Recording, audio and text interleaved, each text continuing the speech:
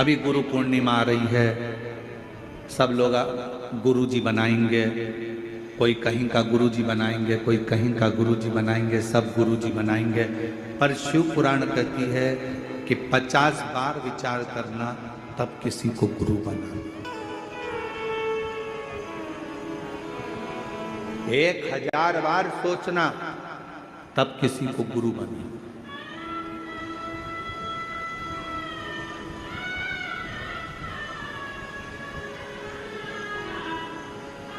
एक मां अपने बच्चे को जन्म देती है और दूसरा गुरु अपने शिष्य को जन्म देता है। मां अपने बच्चे को जन्म देती है और उसको संस्कारों में पिरो देती है और उस बच्चे को बड़ा कर देती है। उसी तरह गुरु अपने संस्कारों से, अपने भजन से, अपने कीर्तन से, अपने मंत्र से अपने शिष्य को श्रेष्ठ बनाकर, माँ अपने बच्चे को संस्कारित बनाकर उसको अच्छी एजुकेशन दिलाकर अच्छी कंपनी में जॉब करा देती है, गवर्नमेंट जॉब करा देती है या व्यापार खुला देती है। और गुरु किसी कंपनी में जॉब नहीं कराता, गुरु उस परमात्मा से मिलाने का प्रयास करता है, अपने दिल को मजबूत करने का प्रयास करता है।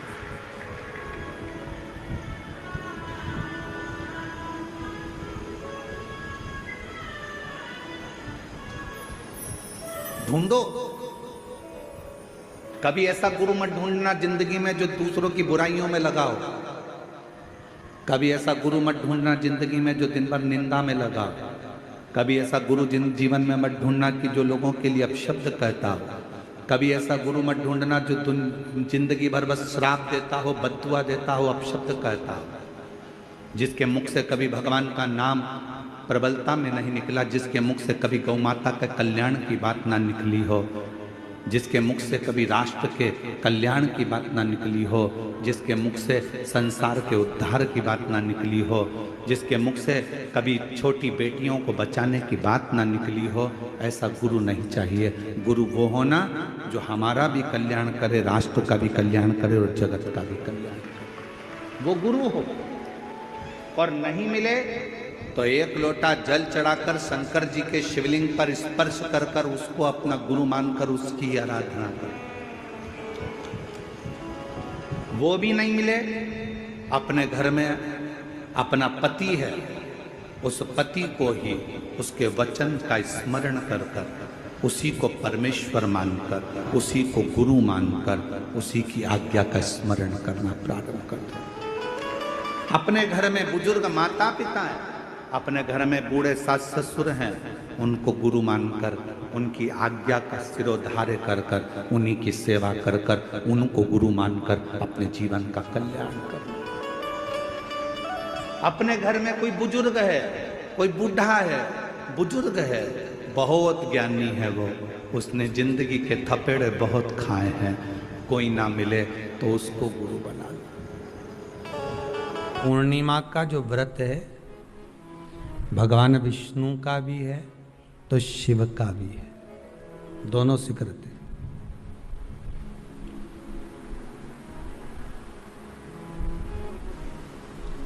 दोनों स्वीकृत है। जिसका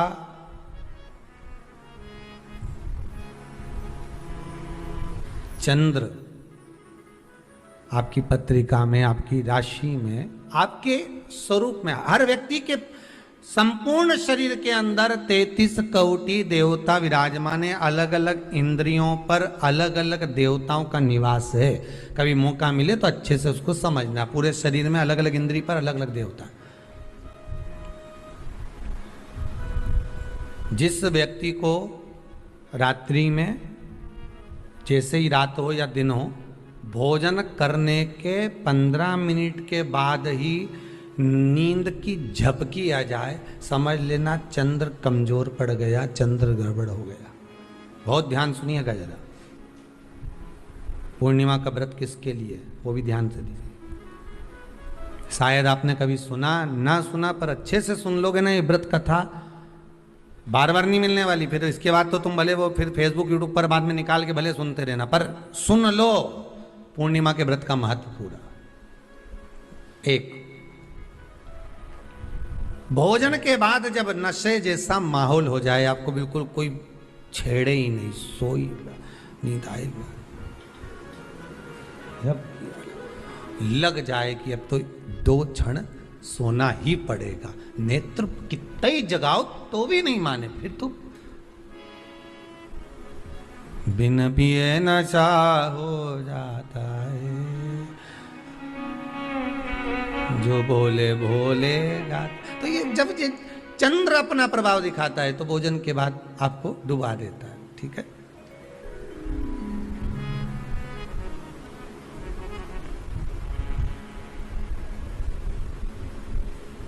एक बहुत सरल भाषा में कहेंगे, आपको थोड़ा समझना पड़ेगा कि कहीं कहीं आपने सुना होगा कि 14 और पूर्णिमा पे कहीं गया होगा इसलिए ऐसा हो गया। बोले सुना है कि नहीं सुना? 14 पूर्णिमा पे कहीं गया होगा या 14 पूर्णिमा पे कहीं गई होगी तो ऐसा हो गया।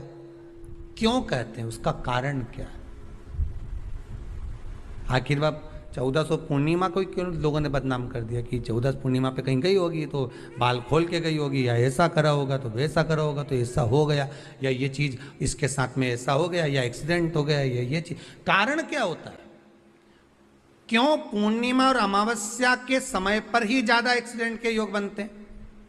क्यों पूर्णिमा अमावस्या के अंतर्गत ही ज़्यादा कष्ट के योग बनते हैं, बीमारी को पनपने के? कारण क्या होता है? उसका क्रम क्या है? कारण क्या है? उसका एक कारण है आपके चंद्र की महत्वता घट जाना। जब चंद्र की महत्वता घटती है तब जाकर शरीर में कहीं ना कहीं रोग की मात्रा बढ़ जाती। रोग अपना प्रभाव चंद्र के कारण दिखाना प्रारंभ, पर मन में बेचैनी नहीं हो, बेचैनी रहे, नींद नहीं आ रही है, कुछ मन में ऐसा लग रहा है कि कुछ होने वाला है, मन में स्थिरता नहीं आ रही, समझ लेना कि चंद्र गड़बड़ हो गया है। अब इस चंद्र को साधना है तो शिव तत्व में जाना पड़ेगा। फिर कुछ मत करिए, पूर्णिमा का व्रत चालू कर दीजिए। क्या करना है? केवल पूर्णिमा का व्रत चालू कर दो। और कितना प्रभाव है पूर्णिमा के व्रत का? घर में 50 लोगों का परिवार है, 15 लोगों का परिवार है, 20 लोगों का परिवार है, और परिवार में से अगर एक पुरुष या एक स्त्री कोई भी पूर्णिमा का व्रत करता है तो पूरे परिवार के लोगों का चंद्र संवर जाता है, पूरे परिवार के लोगों का चंद्र सुधर जाता है। पूर्णिमा के व्रत का इतना प्रभाव शास्त्र कर रहा है, स्कंद पुराण कर रही है।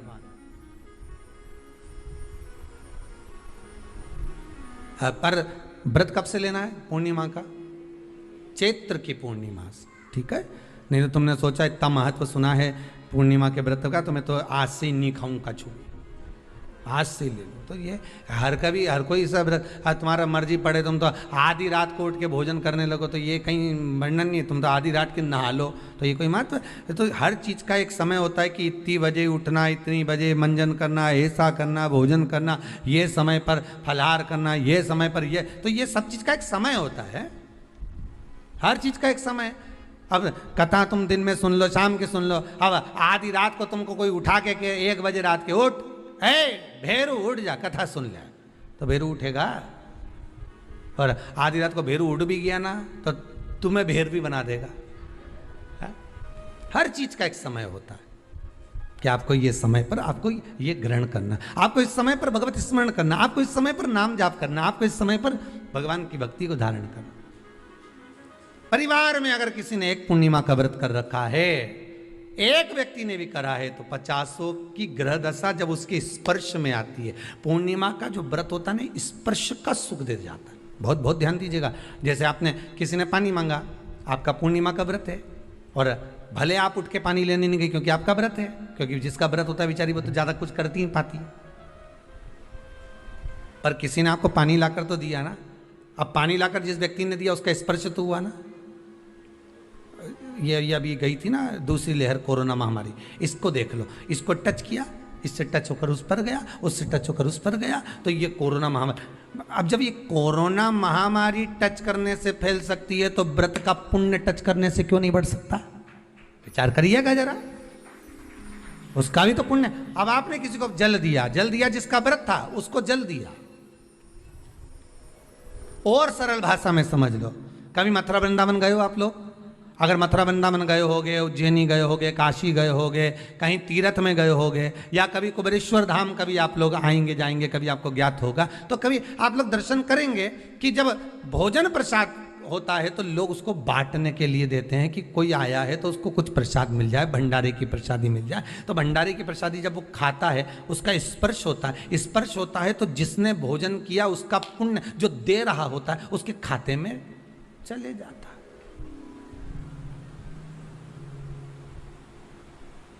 उसके खाते में गया वो। पूर्णिमा के व्रत का नियम है, घर में एक सदस्य भी कर रहा है, किसी ने उसको भोजन बनाकर थाली में कुछ प्रसाद फलाहार सामग्री दी, उसका स्पर्श बड़ी बहू को हुआ, बड़ी बहू रसोई घर में गई, उसने बाकी की चीज़ों को छू लिया, उसको देवरानी ने छू लिया, देवरानी ने कोई बर्तन छुआ, उससे तीसरी देवरानी ने देखा उसने कोई चीज़ छू ली, तो वो छूते छूते छूते छूते वो पूर्णिमा का प्रभाव पूरे घर के लोगों को हो जाता है और उनका चंद्र इतना प्रबल हो जाता है कि अपने आप उनकी बेचैनी, उनकी आलसता समाप्त हो जाती है। नहीं तो एक व्यक्ति के कारण पूरे चंद्र दशा खराब।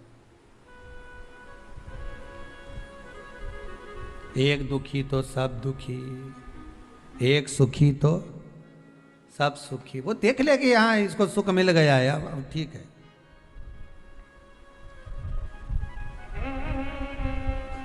जब बेचैनी लगे, 1400 पूर्णिमा आए और आपको लगे बेचैनी बहुत ज्यादा है, मेरे को थोड़ा बेचैनी, ना जाने क्यों ऐसा होता है कि 1400 पूर्णिमा आई और मेरे को बेचैनी, तो समझ लेना कि चंद्र गड़बड़ है। फिर क्या करना है? एक व्रत घर का कोई भी सदस्य पूर्णिमा का प्रारंभ कर दे। ज्यादा नहीं करो तो थोड़ी करो, पर करो, व्रत करो।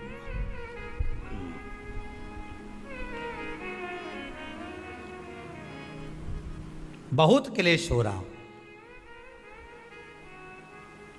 बहुत क्लेश हो रहा, तो पूर्णिमा के दिन खीर का भोजन प्रत्येक महीने में एक बार ऐसा नियम बना लो, अपने दीवार पे लिख लो कि पूर्णिमा है और पूर्णिमा के दिन घर में खीर बनना ही है।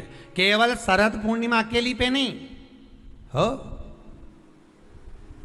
तुम एक पूर्णिमा पे तो बनाते हो खीर, शरद पूर्णिमा के दिन तो खूब जोरदार बना बोनो के ना डोलची के छत पे धर दो, उठा के भगवान ही धर दे कहीं कहीं की, तो छत पे बनाए। तो बच्चे पूछ ले मम्मी ये छत पे क्यों रखी है, तो क्या अमृत गिरेगा?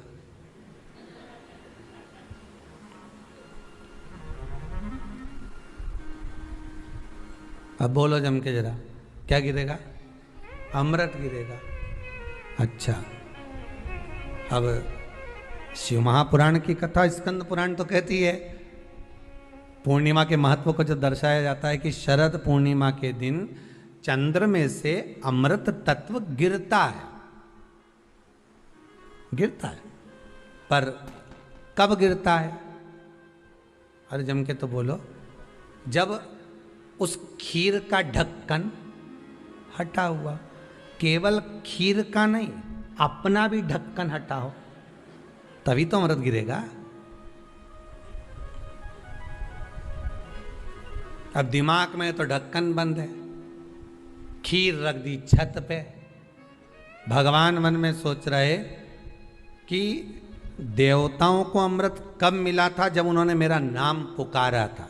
केवल खीर बना के नहीं धरी थी कि छत पे खीर धर दो और अमृत आ जाएगा, नहीं नहीं, खीर के पास बैठकर थोड़ी देर बैठकर हरे राम कहो सीताराम कहो, सीताराम कहो राजा राम का कुछ भजन तो गाओ। और तुमने तो नीचे से बना के छोरा के दे दी, धरिया ऊपर छत पे, और छत पे ले जाके खीर धर दी और खीर रखी तो मम्मी ने क्या केवल ढक्कन लगा के रखना, बिल्ली खा जाएगी, तो उसने ढक्कन केवल खीर में नहीं लगाया, अपनी बुद्धि में भी लगा लिया। अरे स्कंद पुराण की कथा कहती है जब पूर्णिमा के दिन तुम खीर बना रहे हो, अगर शरद पूर्णिमा के दिन खीर बना रहे हो तो प्रयास करना कि थोड़ी देर बैठकर राम नाम, कृष्ण नाम, शिव नाम, भगवान की भक्ति का 2-5 भजन तो हो जाए। अब दिमाग में लगा ढक्कन, खीर में भी लगा दो, अमृत कहां से झड़ेगा? भगवान भी सोचे, ना राम नाम लीनो तूने भरी जवानी में, तो डूब के मर जा रे चुल्लू भर पानी में। अब भगवत भजन करे या नहीं और क्या कि अमृत झड़ेगा? भगवान के कहीं नहीं झड़े, फालतू की बात। राम नाम बोलती तो अमृत झड़ता, कृष्ण नाम बोलती तो अमृत झड़ता, भगवान का भजन करती तो अमृत झड़ता। इसलिए शरद पूर्णिमा पे मंदिरों में जो खीर बनती है ना, तुम्हारे घर की खीर और मंदिर की खीर के मिला के देखना जरा, दोनों में स्वाद किस में आए, जरा मिला के देखना। मंदिर की खीर में स्वाद आ जाए, क्यों वहां भाइयों बैठ के खूब भजन गाए, तांबा का हंडा में तातो दरो पानी नीनाए भोला नवा के रंग। अब दिन रात के जो भजन गाने पिली ने 9 बजे से लेकर 12 बजे रात तक खूब गाया, वो भजन का जो अमृत था वो खीर में मिल गया, खीर में मिला तो स्वाद आ गया। अब तुम तो गाई ही नहीं, तो डब्बा में कहीं खाक स्वाद आए।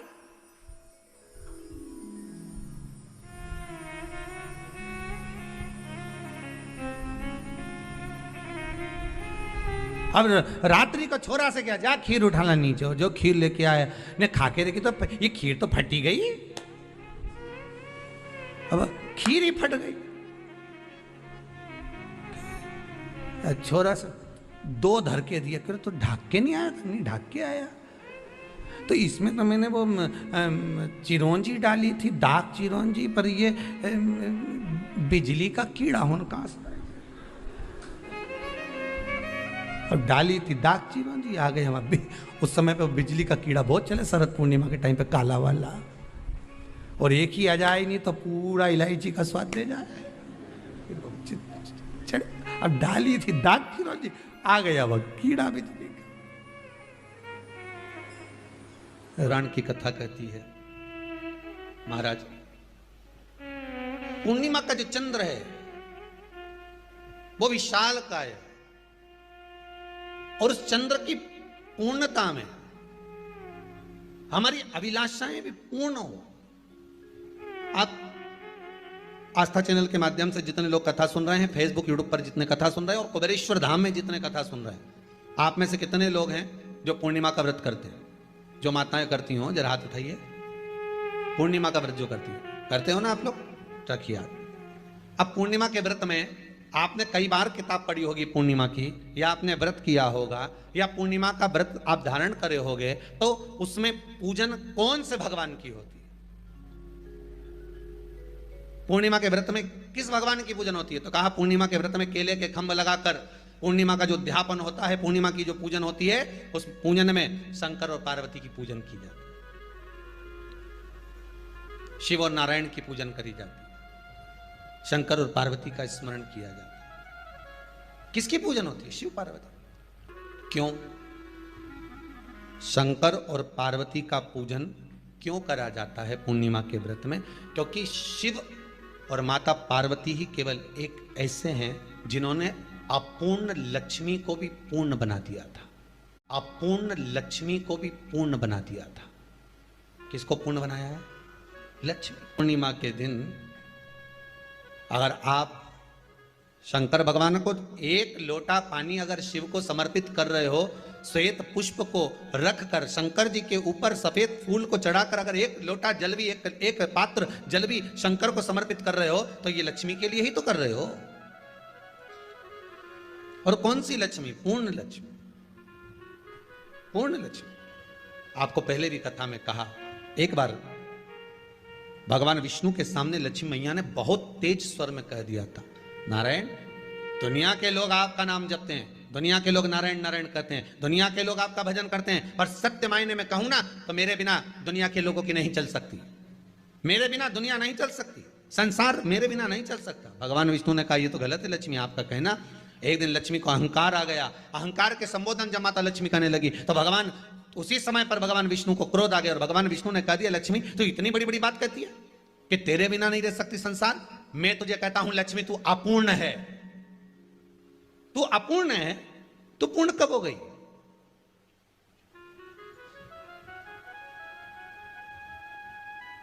तेरी पूर्णता कहां हो गई?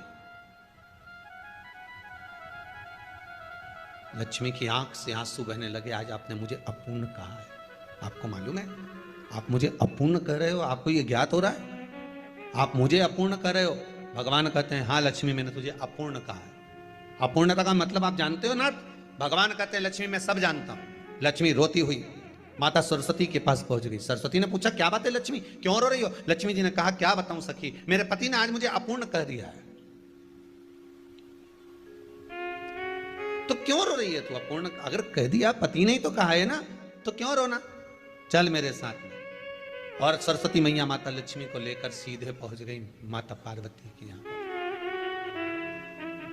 माता पार्वती के यहां जब पहुंची है, माता पार्वती जी ने लक्ष्मी जी को देखा और सरस्वती को देखा तो पूछा कि बात क्या है, क्या हो गया ऐसा, क्या हुआ, क्या है ऐसा जो तुम दोनों आज मेरे पास में आई? क्या हुआ?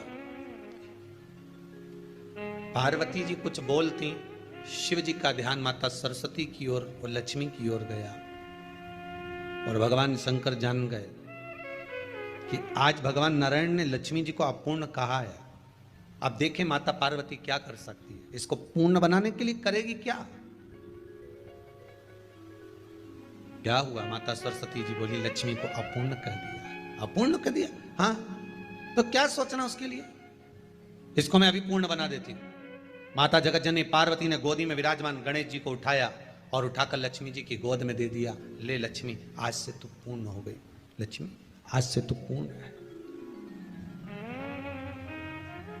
गोदी में जब तक संतान नहीं है तो नारी को लोग अपूर्ण समझते हैं, पर माता पार्वती जी ने संपूर्ण ब्रह्मांड में एक सिद्धता प्रदान कर दी कि अपने गोदी के लाल को, अपने गोदी के पुत्र को माता ने लक्ष्मी की गोद में देकर लक्ष्मी को पूर्ण बना दिया। वो दिन कौन सा था? पूर्णिमा का दिन, लक्ष्मी को पूर्ण करने का दिन, पूर्ण करने का। केवल अमृत ही नहीं बरसता, पूर्णिमा के दिन लक्ष्मी भी बरसती है। पूर्णिमा के कितने व्रत होते हैं? बोलते जाओ जरा, जल्दी जल्दी बोलो। पूर्णिमा के नारियों को, स्त्रियों को अखंड सौभाग्य के लिए, जो नारी वैधव्य नहीं होना चाहती है उस नारी को पूर्णिमा के कितने व्रत करना चाहिए? जिस नारी के यहाँ संतान नहीं हो, औलाद नहीं हो, उसको पूर्णिमा के कितने व्रत करना चाहिए? जिस नारी का पुत्र, पति बहुत बीमारी से ग्रसित हो, लग रहा हो कि ये मेरा बेटा बहुत बड़ी बीमारी में घिरा हुआ है, तो नारी को कितने व्रत करना चाहिए? स्वयं भगवान कृष्ण ने माता यशोदा को द्वापर में भी बताया है कि पूर्णिमा के 32 व्रत होते हैं। कितने व्रत होते हैं? 32। हम भगवान कृष्ण यशोदा रानी को, माता यशोदा जी को भी बता रहे हैं 32 व्रत।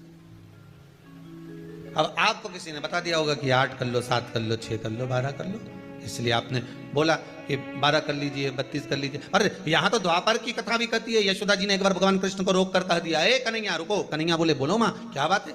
कन्हैया जरा रुकिए, इधर आओ जरा। भगवान कृष्ण आए। हाँ माँ बोलिए। जगह का प्रसंग है ये, जिस समय पर राधा रानी कुरुक्षेत्र में नंद बाबा और यशोदा जी को लेकर कुरुक्षेत्र के कुंड में, ब्रह्म सरोवर में स्नान कराने के लिए लेकर जाती है ग्रहण का समय पर। और जब भगवान कृष्ण उस कुरुक्षेत्र के उस सरोवर में स्नान करने आते हैं, तब यशोदा जी ने अपने लाला से प्रश्न किया है, पूछा है कि नारी वैधव्य होकर ना मरे, उसका पति कोई रोग से ग्रसित ना हो, उसका पुत्र किसी रोग में ना पड़े।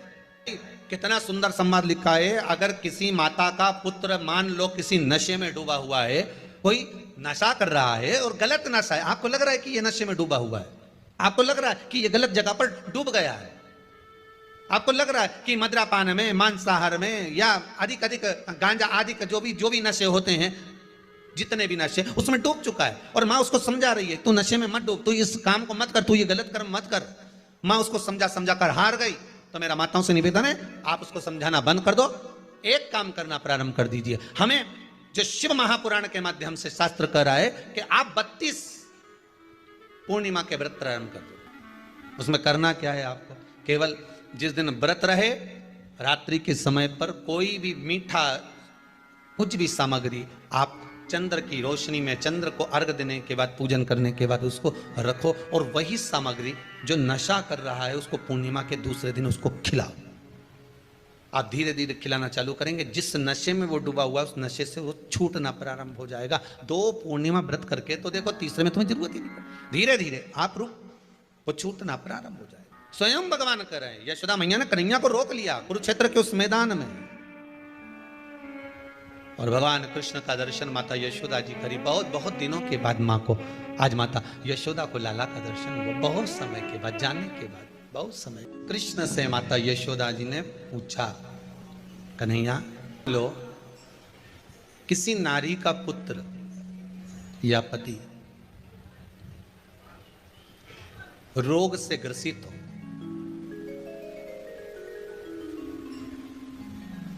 उसके पति की या पुत्र की आयु थोड़ी सी हो,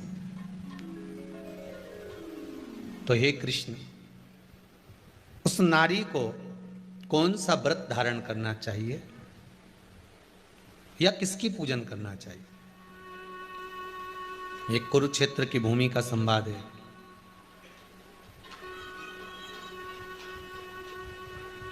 भगवान कह रहे हैं, मां, अगर नारी अपने पुत्र और अपने पति के लिए, उसकी उम्र की वृद्धि के लिए, रोग मुक्ति के लिए, विश्व के ताप को कम करने वाले चंद्रदेव की आराधना, पूर्णिमा के व्रत को धारण करती है, तो नारी उस व्रत के प्रभाव से अपने पुत्र और पति की बीमारी को, रोग को हर लेती है।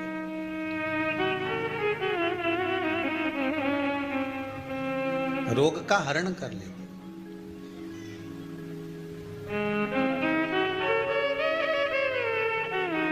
महाराज, जो बच्चा बुद्धि से विकलांग हो, विद्या में कमजोर हो, परीक्षा हॉल में पेपर देते समय भूल जाता हो, वे काम ना करता हो, निवेदन है किसी भी पूर्णिमा की रात्रि को 12 बजे गाय के, गौ माता देसी गाय के जो 4 थन होते हैं, उन 4 थन में से जो आगे के थन होते हैं, 2 पीछे की ओर होते हैं, 2 आगे की ओर होते हैं, तो जो आगे के 2 थन हैं, उस थन का दूध निकलवा लिया जाए, और उस दूध का कोई भी मीठा पदार्थ बनाओ तो ठीक है, ना बनाओ तो उसी दूध में शक्कर मिलाकर पूर्णिमा की रात्रि को, जो विवेक से कमजोर हो, बुद्धि से कमजोर हो, या याद करा हुआ सब भूल जाते हो, या आपके लिए भी है, कोई चीज रखते हो भूल जाते हो, विवेक याद नहीं रहता, बुद्धि में इतना प्रबल बल नहीं आ पाता, याददाश्त कमजोर होती चली जा रही, तो किसी भी पूर्णिमा की रात्रि को 12 बजे गाय के आगे के 2 थन का दूध, उसमें कोई पदार्थ, शक्कर, गुड़ कुछ भी मिलाकर भगवान के चंद्रदेव की साक्षी में उसको पिला दिया जाए। महाराज, बार बार पिलाने की जरूरत ही नहीं पड़ेगी, एक ही बार में काम कर जाएगा और विवेक पूर्ण तरह से कार्य करने जाएगा। इसी गाय के आगे के 2 थन का दूध बड़ा प्रबल होता है। पूर्णिमा की रात्रि को 12 बजे उसका प्रयोग किया जाए। दूध को निकाल लो शाम के समय, रात्रि के समय ग्वाले से कहकर, जिसके यहाँ पर देसी गाय हो वहां निकलवा कर उसको रखा जाए, उसका पान करा जाए। रोग बीमारी में प्रबलता, तो मां यशोदा जी जग कल्याण के लिए पूछ रही है। जब देवता 33 कोटि देवता उस चंद्र के इंतजार में रहते हैं कि ये चंद्र प्रबल होगा, तब जाकर ये चंद्र यहां पहुंचेगा, तब जाकर हम मंथन करेंगे, तब जाकर वो अमृत मिलेगा, और उस अमृत को देवता धारण करेंगे तो वो आनंद पा जाएंगे। हम क्यों एक एक पूर्णिमा छोड़ें? एक एक पूर्णिमा के महत्व को जानिए। कोई पूर्णिमा साधारण नहीं है, कोई प्रदोष साधारण नहीं है, कोई शिवरात्रि साधारण नहीं है। 12 महीने शिवरात्रि पड़ती है, 12 महीने में प्रदोष पड़ते हैं, तो महत्व ही नहीं जान पाते। कौन से प्रदोष पर क्या करना है, कौन सी पूर्णिमा को क्या धारण करना है, कौन सी शिवरात्रि पर। कई लोगों को तो यहां तक नहीं मालूम था कि भाई श्रावण के महीने में भी शिवरात्रि आती है। वो तो बस लोगों के कि शिवरात्रि का पूजन हुआ, तो उसका स्मरण क्यों छोड़े हम? अगर ये वेद और शास्त्र ब्राह्मणों को दिए गए हैं, ये वेद और शास्त्र विद्वत जन को दिए गए हैं, तो इसका स्मरण होना चाहिए कि हम निकाल कर जनमानस तक ये चीज पहुंचाएं कि हमें इस दिन ये पूजन करना है, उसका स्मरण होना चाहिए। भगवान कृष्ण से यशोदा जी ने पूछा तो भगवान कृष्ण ने कहा, मां पूर्णिमा का व्रत अगर नारी 32 पूर्णिमा धारण कर लेती है तो वो नारी बेधव्य होकर नहीं जाती।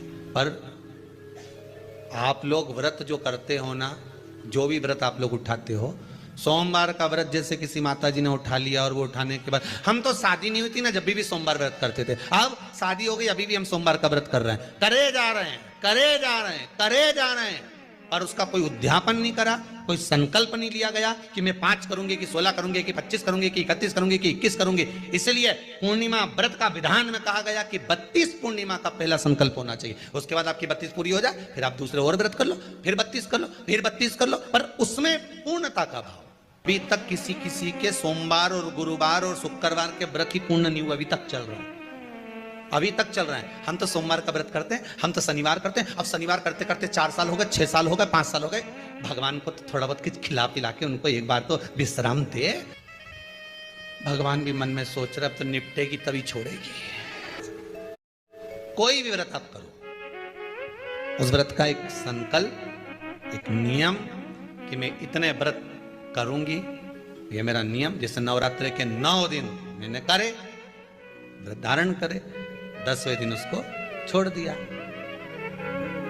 अब तुम तो सोच कर बैठी कि ये मैं 9 दिन धारण कर लूंगी, ने एक दिन बाद एकादशी पड़ रही है तो 10वें के दिन कौन छोड़े, दशहरे का भी व्रत ये भी कर लूं, 11 भी पूरी कर लूं, उसके बाद प्रदोष भी कर लूं, और प्रदोष के बाद में मैं फिर जो द्वादशी पड़ी 12 पड़ी वो कर पुरा के इसके बाद ही छोड़ूंगी। थोड़ा सा जिस व्रत को उठाया गया, जिस व्रत का नियम लिया गया है, उस व्रत का प्रदान कर कर फिर उसको थोड़ा सा भाग प्रदान कर कर हमने ये व्रत पूर्ण कर लिया। भगवान हमारा ये व्रत आपकी कृपा से, हे विश्वनाथ, हे शंभु, हे त्रिकालदर्शी, हे कैलाशी, मेरी 26 एकादशी आज पूर्ण आपकी कृपा से हुई है, इसलिए मैं उद्यापन कर रही हूं, आपकी कृपा से कर रही हूं। उसके बाद फिर उठाऊंगी, फिर कर लूंगी, पर आज मैंने पूर्णता का भाव लिया। उद्यापन नहीं करो तो किसी विद्वान ब्राह्मण को घर में बुलाकर अभिषेक पूजन करा लो, उसको भोजन करा दो, दक्षिणा आदि प्रदान कर कर उसको विदा कर दो, उसमें भी सुख का भाग। इतनी पूर्णिमा जम के बोल दो, 32 पूर्णिमा। कौन कर रहे हैं? भगवान कृष्ण। किसको कर रहे हैं? माता यशोदा को। किसने ये व्रत धारण किया? तुम्हें कुछ मालूम है किसका होता है ये व्रत? भगवान कृष्ण ने कहा ये शंकर और पार्वती का व्रत है। किसका व्रत है? शिव और पार्वती का। पूर्णिमा का व्रत शंकर और पार्वती का व्रत है। तो कोई कहे कि ये तो भगवान कृष्ण का व्रत है, तो ये तो कृष्ण भगवान तो द्वापर में आए हैं, पर पूर्णिमा का व्रत तो स्वयं माता पार्वती जी ने भी धारण करा है। जिस समय पर कार्तिकेय महाराज को गंगा मैया प्रकट कर रही थी और तारकासुर का जब संहार करना था, तब माता पार्वती ने शंकर जी से पूछा था कि तारकासुर को मारने के लिए आपके पुत्र की जरूरत है, आपका पुत्र प्रकट कैसे होगा, क्योंकि आप तब साधना में लगे रहते हो। भगवान कहते हैं चिंता मत कर, तू एक काम कर, पूर्णिमा व्रत को धारण कर। मां पार्वती भी जिस व्रत को धारण करी है, तो कोई ये द्वापर का व्रत है क्या? यहां तो शास्त्र कह रहा है कि कोई भी अगर आप प्रसंग धारण कर रहे हो, कोई भी आप नियम धारण कर रहे हो, कोई भी आप व्रत धारण कर रहे हो, या आप किसी भी तरह का पुण्य भाग धारण कर रहे हो, तो उसमें जड़ की मूलता होना चाहिए। जड़ कहां? केवल पूर्णिमा का व्रत कोई केवल द्वापर का नहीं है, केवल त्रेता का नहीं, ये तो सतयुग के भी आगे का निकल चल, ना जाने कितने सतयुग, कितने त्रेता, कितने द्वापर हुए, तब से चला। इन नयनों में नंबर बढ़ते चले जा रहे हो, चश्मा उतर नहीं रहा हो, दूर का नहीं दिखे, कहीं किसी को पास का नहीं दिखे, रहते हैं। उसके लिए तुलसी की जो डंडी होती है, तुलसी जैसे बेलपत्र की जो ये डंडी है, ऐसे ही तुलसी का जो पत्ता होता है, उस पत्ते की जो डंडी होती है, उस डंडी को चंद्रमा को देखा जाता है। उस डंडी की जो कोर होती है, उस कोर को दृष्टि से मिलाया जाता है। माँ की रात्रि ठीक 12 बजे आप चंद्रमा की, जैसे चंद्रमा का भाग, उस चंद्रमा के भाग को आप उस डंडी के भाग से निहारने का प्रयास करें। मारो घर में आई है, घी का दिया लगाई है, उस घी के दीप को लगाने के बाद पूर्णिमा के दिन उस पर एक प्लेट थोड़ी तिरछी कर रख दो, जिससे उसकी कालोच, काई की, उस दीप की, घी के दीप की कालोच उस प्लेट पर आ जाए। थोड़ी सी कालोच ले लीजिए 5-10 मिनट में आ जाएगी। उसको गाय के घी में मिलाकर आंखों में सुरमा लगाकर रात्रि को सो जाइए। 3 दिन बाद आप महसूस करेंगे कि नेत्र की ज्योति बढ़ना प्रारंभ हो रही है। अब इस प्रयोग को करने में कोई धन लगा तुम्हारा? अरे बोलो तो सही। कोई दौलत लगी तुम्हारी, कोई संपदा, या फिर तुमने सियोर वाला महाराज के लाके खूब बटोर के दे दिया, कुछ लगा? नहीं। तुम करोगे, लाभ तुम्हें मिलेगा। ये जितनी पूर्णिमा के व्रत हैं, जितने 12 महीने जो पूर्णिमा पड़ती है, पूनम पड़ती है, ये भले दुनिया के लोग कहते हैं कि ये भगवान राधा और कृष्ण से संबंध, हम और कृष्ण से संबंध रखते हैं, पर इनका यदि सही संबंध समझा जाए, इनके सही संबंध का यदि स्मरण करा जाए, इनके सही संबंधों का यदि वर्णन किया जाए, तो शिव और चंद्रमा के जो मिलन का केंद्र बिंदु है वही पूर्णिमा है। केवल एक पूर्णिमा वहीं तक नहीं रही कि भगवान कृष्ण और राधा जी ने रास किया, केवल वहीं तक उसकी सीमितता नहीं है। बात ध्यान रखिएगा, यदि काया का रोग हो गया, मान लो शरीर कहीं से सफेद पड़ रहा है, कहीं से काला पड़ रहा है, शरीर में से खाल की फुकड़ी निकलना प्रारंभ हो गई हो, शरीर में काले काले चट्टे पड़ना चालू हो गए हों, या कोई विशेष रोग हो गया, कोई विशेष में रोग है, बीमारी है, काया बेकार हो रही है, तो सीधी सीधी बात शिव महापुराण की कथा कहती है, सुंदर आनंद में श्रवण कर कर आप अपने जीवन को, ये पूर्णिमा शिव महापुराण की कथा कहती आ रही है। कुछ नहीं करना, पीपल का एक पत्ता, उस पत्ते पर थोड़ा सा चावल, थोड़ा सा चावल, पूर्णिमा की रात्रि को अपने हाथ में लेकर, अपने नयनों से लगाकर, शरीर पर से स्वयं उतार कर उसको दरवाजे के पास रख दीजिए।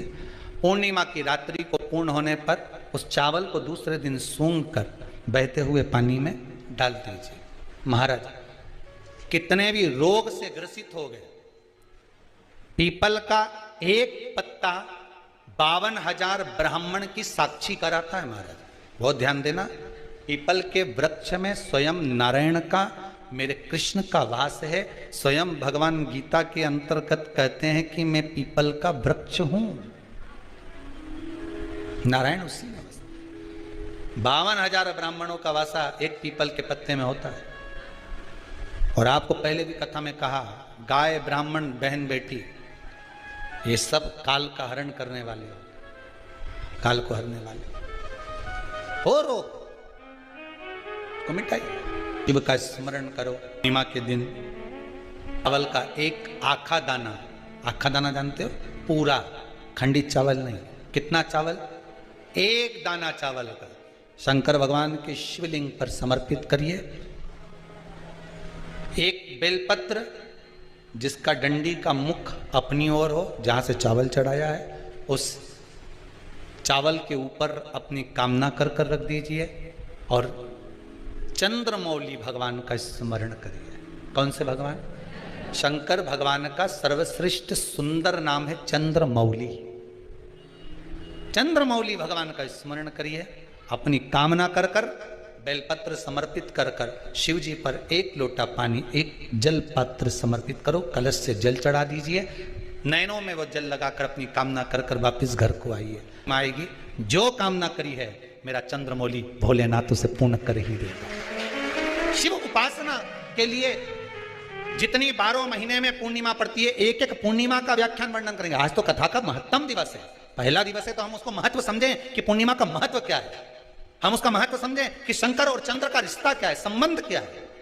भगवान ने जितनी पूर्णिमा बनाई है, जितने नक्षत्र बनाए, जितनी घड़ी बनाई, जितना पल बनाया, जितना समय बनाया, ये शंकर भगवान ने जो बनाया ये गलत नहीं बनाया, श्रेष्ठता के लिए बनाया, जग के उद्धार के लिए, संसार के उद्धार के लिए बनाया। अब उसका प्रयोग आप करें ना करें ये आपके ऊपर है, आप उसका प्रयोग कर रहे हैं ना कर रहे हैं आपके ऊपर।